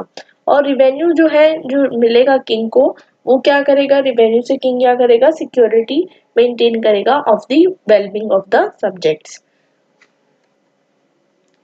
तो बेसिकली आपको समझ में आ गया होगा कि कौटिल्य ने जो अर्थशास्त्र में जो सप्तांग थ्योरी बताई है उसका थोड़ा बहुत रिलेवेंस आप आज देख सकते हैं, आज भी आपको देखने को मिलेगा। द रीजन इज दैट कि आज के टाइम पे आप देख सकते हैं कि आज भी जो है लोग जो है टैक्स देते हैं, जो कि है ना बनता है treasury of the state. State के पास पैसा कहाँ से आता है, जो लोग देते हैं वही होता है, तो वही उसकी ट्रेजरी है, वही उसका कोष है। और जो किंग होता है इंडियन कंटेक्स्ट में प्राइम मिनिस्टर आप देख सकते हैं, अगर वो मेजोरिटेरियन गवर्नमेंट का हो तो बेसिकली वो जो किंग है वो किंग बन जाता है। मतलब मैं आपको एक जो है कंटेम्प्रेरी रिलेवेंस बता रही हूँ, वही चीजों का जो पहले हुआ करती थी।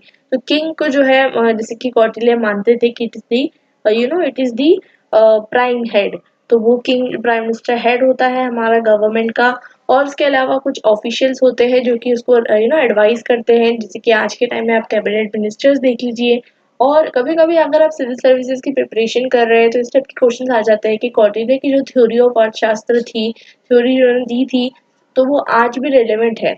कैसे रिलेवेंट है आप वो समझाइए। तो फिर आपको समझाना पड़ता है डिफरेंट एग्जाम्पल्स को लेके किस तरीके से जो थ्योरी है वो आज भी रिलेवेंट है। तो उसमें आप ये पॉइंट्स भी ऐड कर सकते हैं कि किस तरीके से आप जो है एक तरीके का एनालॉजी क्रिएट कर सकते हैं बिटवीन जो चीजें आज एग्जिस्ट करती है और जो चीजें पहले एग्जिस्ट करती थी।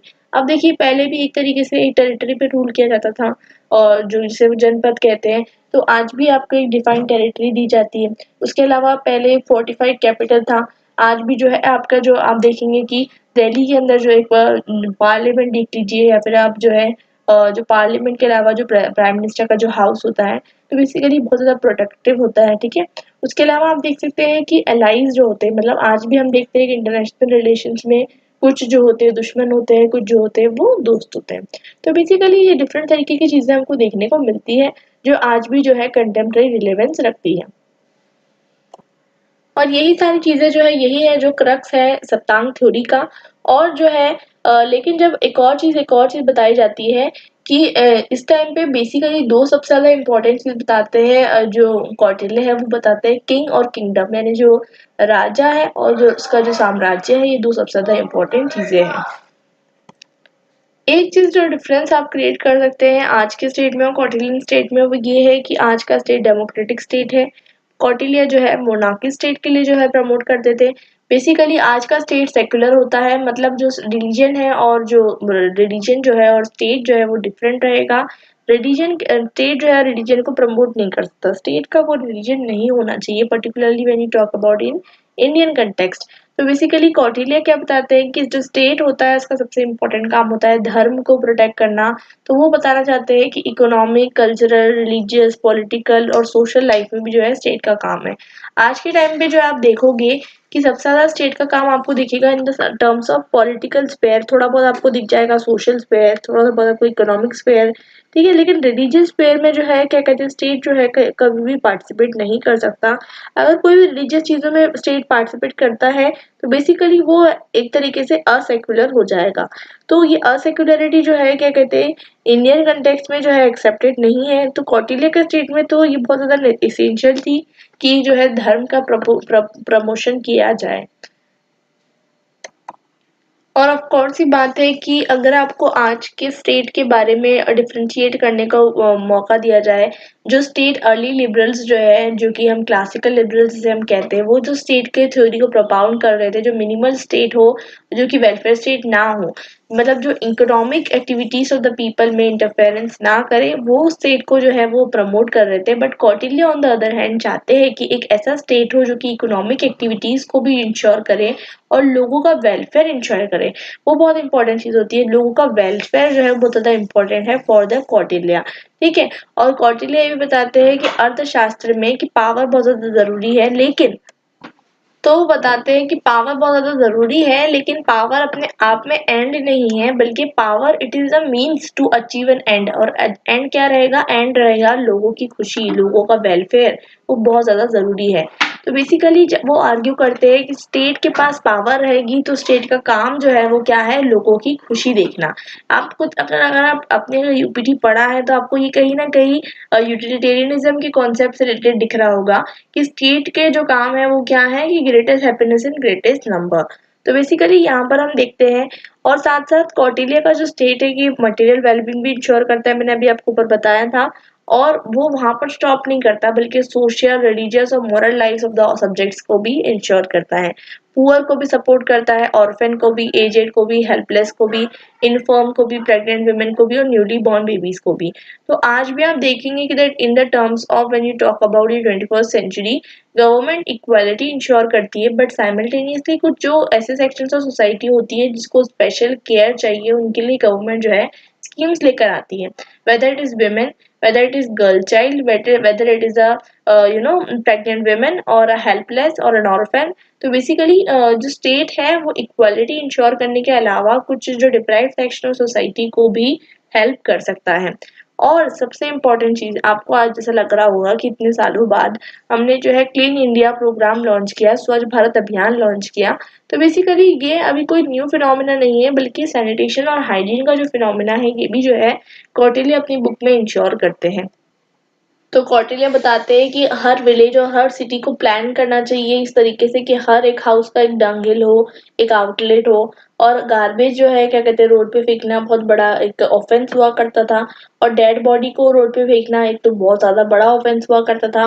अगर ग्रेन्स में, ऑयल्स में और सॉल्ट में, मेडिसिन में अगर आप अडल्ट्रेशन करते हो यानी मिलावट करते हो तो ये एक बहुत बड़ा पनिशेबल ऑफेंस हुआ करता था।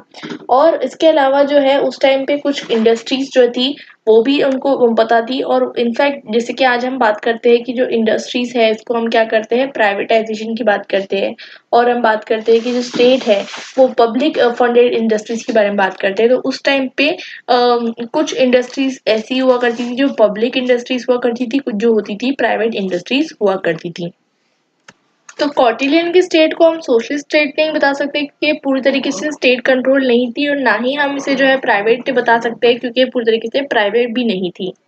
तो जो स्टेट हुआ करता था वो मतलब जैसे कि आज के टाइम में आप देखोगे, इंडिया की कंडीशन देख लो, एक मिक्स स्टेट है। मतलब कई कई पर स्टेट ने जो है अपने हॉस्पिटल्स, एजुकेशन, बेसिकली वहाँ पर स्टेट जो है कंट्रीब्यूट करता भी है, और कई कई पर नहीं भी करता है जहाँ पर उसको नीड नहीं लगती है। तो basically at that particular point of time पे भी जो है मार्केट फ्री थे, ओपन थे, लेकिन स्टेट को जहाँ इंटरवीन करना था वो करता था, और बेसिकली वहाँ पर मार्केट आर्ट्स भी जो थे वो फिक्स थे। और हम कंक्लूड अगर करें तो हम बता सकते हैं कि जो स्टेट का जो एंड था वो बेसिकली लॉ एंड ऑर्डर नहीं था, बल्कि लोगों को हाईएस्ट डेवलपमेंट करवाना जो है वो उसका एम हुआ करता था।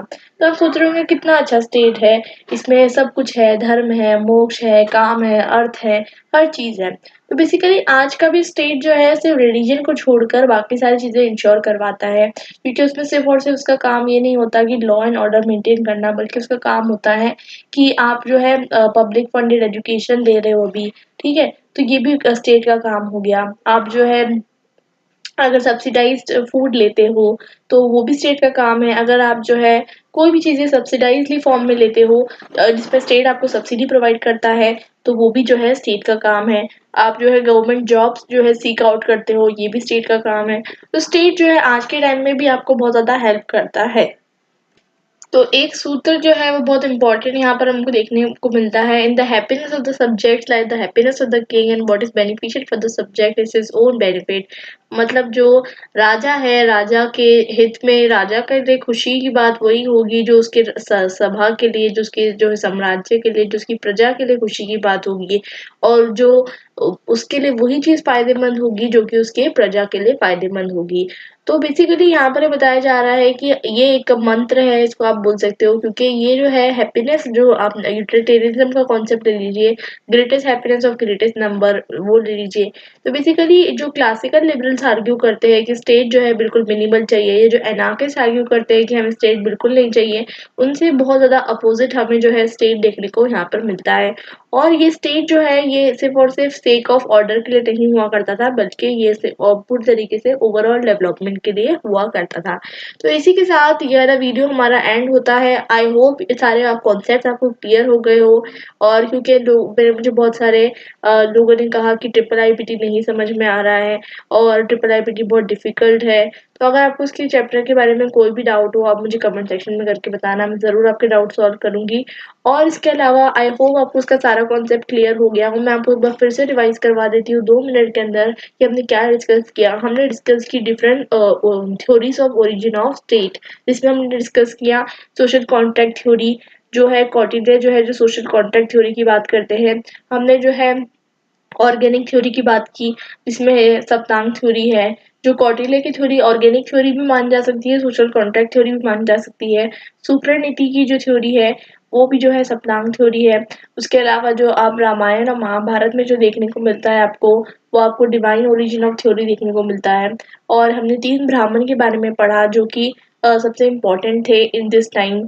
और हमने ये भी पढ़ा कि 3000 बीसी से 2000 बीसी तक के जो एक बहुत अच्छी सिविलाइजेशन चली आ रही थी, जिसे हम कहते हैं संहिता एज, जिसमें बेसिकली आपको हड़प्पा और मोहनजोदारो वगैरह सिटीज जो है देखने को मिलती है, जो कि पूरी तरीके से डिस्ट्रक्ट हो गई।